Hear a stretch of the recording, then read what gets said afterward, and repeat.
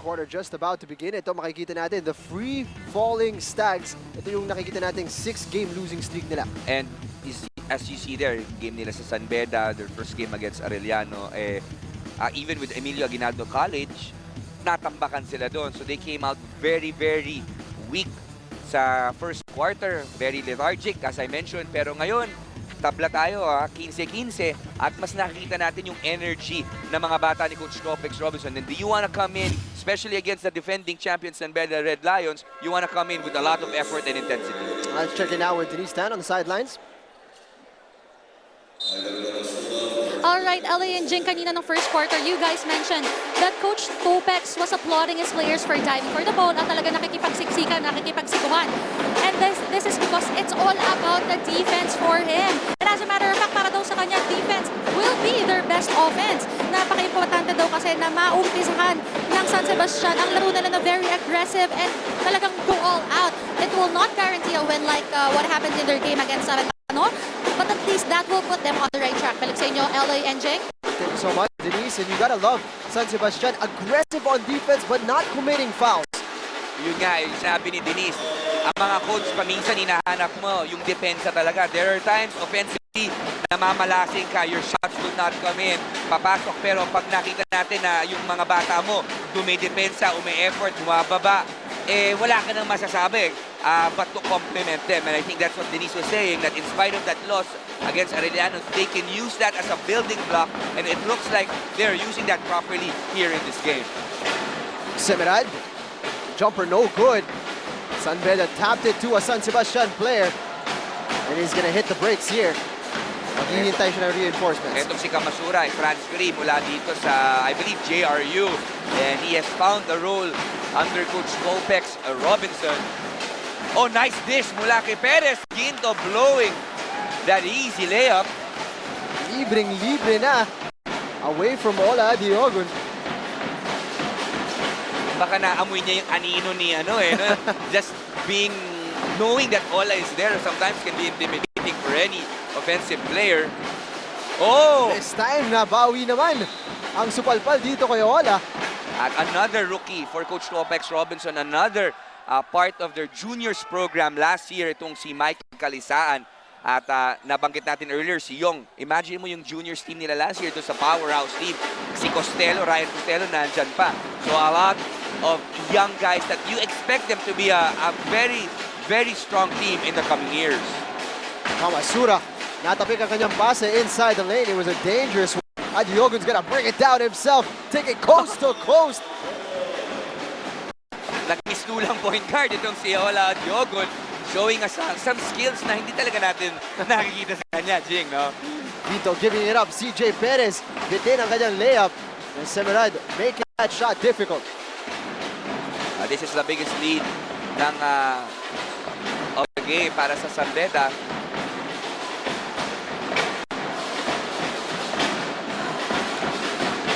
Resetting the play here. Semerad, available in the corner, attacks the lane, gives it up to Adiogun 3 seconds before that shot was released. A turnover dito para sa Red Lions. Maganda yung masikip at kuripot ang depensa ng San Sebastian on the half court. Ang nagkakaproblema sila is pag-transition. Pag natatakbuhan sila ng 3-on-2, 4-on-2 fast break, yun sila nagkakaproblema. But so far, you gotta like their half-court defense. Kamasura dragged his foot there as he stepped on the brakes. Traveling call. Ayun din ang kailangan bantayan dito ng San Sebastian. Of course, Coach Topex is not happy with the turnovers na ibibigay na San Sebastian dito sa San Beda. Gives them easy opportunities. Rotating ball, Adiogun sealed inside, and you're not gonna stop him when he's that close. And kailangan tulungan din ng mga perimeter players ng San Sebastian. Itong si Bradwin Ginto, they need to pressure the passer para hindi agad mapasa-pasa. Ginto, eto naman, parang mas gusto yata ni Ginto yung may bantay kasi doon sa libre. Knocking that down, taking the contact, he's gonna head to the line as well. Nabanggit mo yung 8 assists ni ni Perez, ito yung other dimension na hindi halos napapansin ng mga ibang mga manonood natin, that they see as Perez as a high flyer, as a top scorer, but etong si Perez is also a very adept passer. And it seems it's something na medyo nadagdag niya sa laro niya in recent times. He's only averaging 3.2 assists throughout the season, but he's been picking it up in the last few games. Yes, at yan nga yung maturity na sinasabi natin, yung a player needs to evolve. Kasi pagka, di ba, Jing, pag hindi ka nag-evolve, mababantayan ka na. Siyempre, meron mga scouting report. You see a lot of mga video cameras dito sa San Juan Arena. Every team has their own video camera. Scouting players, knowing their tendencies. Kumbaga, kung hindi ka nagdagdag sa iyong menu, mahuhuli ka kagad. Nanakaw ni CJ Perez. It's a 3-on-1. Easy layup here para kay Kamasura. They're cutting this lead down to just 2 points. Sara setting the play here para sa Red Lions. High pick. David Semerad rotating it all the way over to Adiogun. He's hounded by 3 players. 3-point shot. Rattles out here. Semerad almost the putback, and Adiogun is there to clean up the mess. And mahirap pag nag-zone na ka, you are susceptible to offensive rebounds dahil you are not, hindi ka nakatapat dun sa isang tao. So kailangan bantayan din ng San Sebastian yan. They need to make sure that they box out, especially yung number 10 ng San Beda, si Adiogun. At nakita natin, huling-huli, hinawakan yung jersey nitong si Bradwin Ginto. And playing that two-man game, CJ Perez and Bradwin Ginto to good effect in this game. Again, very critical time naman dito with CJ Perez sitting down. Who will step up and take the scoring cudgels at yung pag-playmaking and creating for his teammates. At of course, inaasahan din ni Coach Topex itong si Ortiuste. Kitang-kita yung pasa, natapik ni Roldan. Sara. Another unforced turnover para dito sa San Sebastian as Amer gets that one to rattle in. 6 points now para kay Baser Amer. Biggest lead of the ball game for San Beda as we head into this timeout.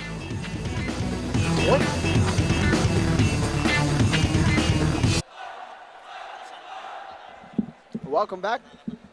Welcome back dito sa San Juan Arena. Timeout on the floor with San Beda with a 26-19 advantage.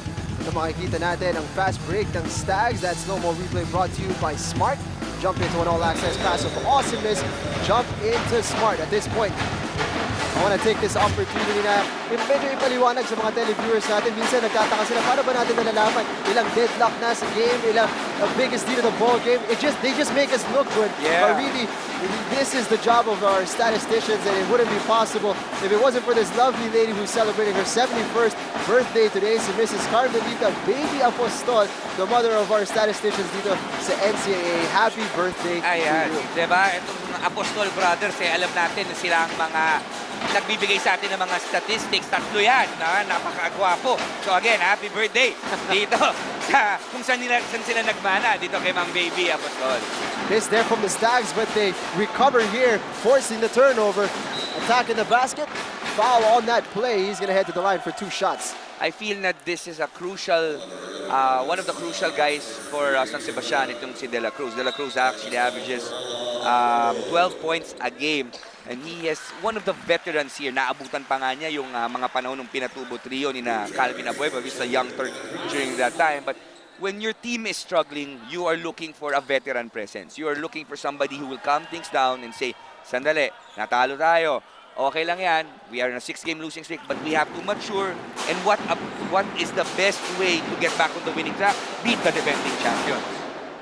It certainly has been the case for the 2 teams na nakatikim ng panalo kontra dito sa San Beda. Benilde, pagkatapos sila matalo itong San Beda, nagkaroon sila ng winning run. And Letran, of course, after beating them as well, going on a bit of a winning streak. Siyempre, alam natin yan, 4-time defending champion. So yung kumpiyansa ng mga players, even the coaching staff, it as if pag natalo natin yung San Beda, defending champion yan, they really have a dynasty here in the NCAA. Kayang-kaya natin talunin kahit sinong team. Si Anthony Semerad showing the reason why he was drafted. He is a stretch 4 and he is really a marksman from downtown. The first 3-point shot of the game para kay Anthony Semerad, and the lead continues to grow para dito sa San Beda. Forcing that turnover. It seems like they're starting to turn the screw here, Coach LA. At yan nga, the big factor is yung depensa nitong San Beda. Talagang sumikip na. And At napilitan na si Coach Topex na ibalik kaagad itong si CJ Perez dahil wala nga silang mapuntahan offensively. At let's see if that move will materialize. Semerad in the corner. Amer. As you look at the three-point field goal, it's already 3 out of 6 para sa San Beda. Sara lets loose. Ganda sa kanyang two-point jumper. De La Cruz sumaatake. Ran into a wall there. That was Semerad. Perez gives it up to Ginto. Foul on the play. He's going to earn 2 points from the line. Jake, nabanggit mo nga, that has really been the play that's been working for San Sebastian, yung pick and roll nila, Perez. Of course, pag lumabas si Perez dun sa ball screen, concern yung big guy to help out because Perez has a quickness advantage over his defender. So nangyayari noon, Ginto's been diving very hard to the rack. At si Perez naman nahahanap itong si Ginto. So they need to get, kumbaga gatasan pa nila yung play na yon dahil those are the things that are being positive sa offense nila. Ginto has been working hard in this first half. He's got 7 points already as he sinks the first from the line.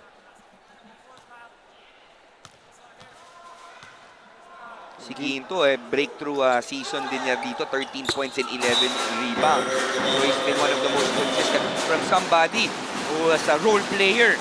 The past couple of seasons, he was more of a banger, rebound, taga-depensa. Ngayon, inaasahan na siya and he's very much part of the offense of San Sebastian. 8-point lead here for the Red Lions. Upwards of 4 minutes remaining in this second quarter. Foul called there on Young.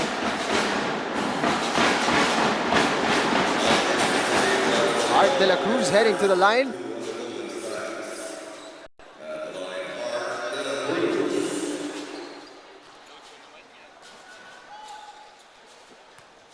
Si Art De La Cruz, one of the craftiest players we have here in the NCAA. He's actually been averaging 12 points and 9.5 rebounds para sa kanyang kupunan. Of course, he's one of the captains of the team.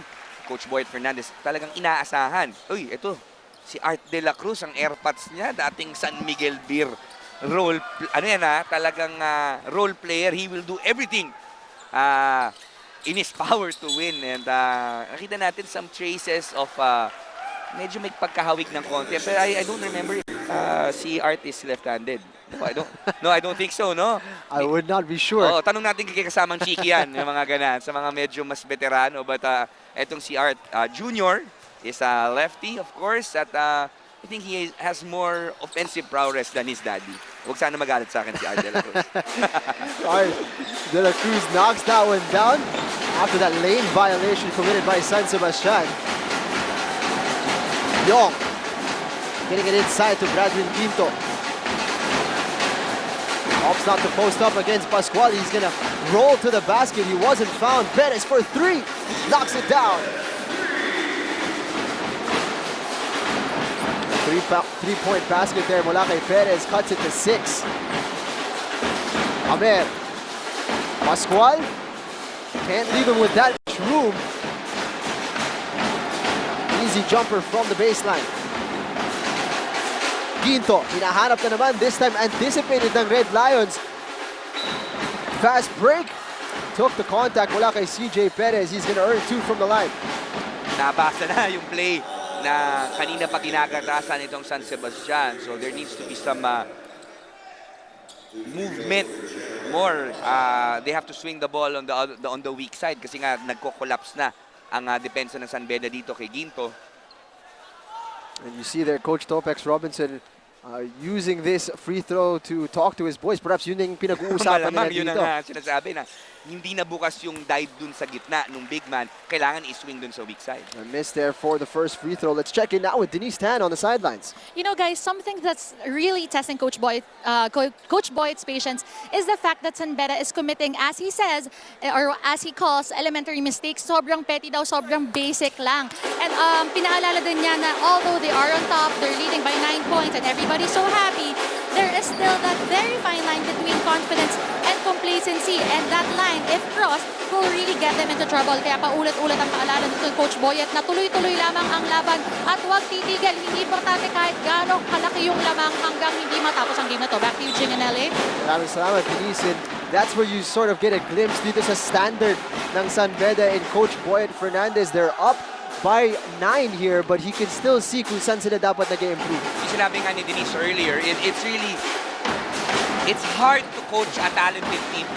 You know, a lot of people say malakas naman yung lineup ng San Beda.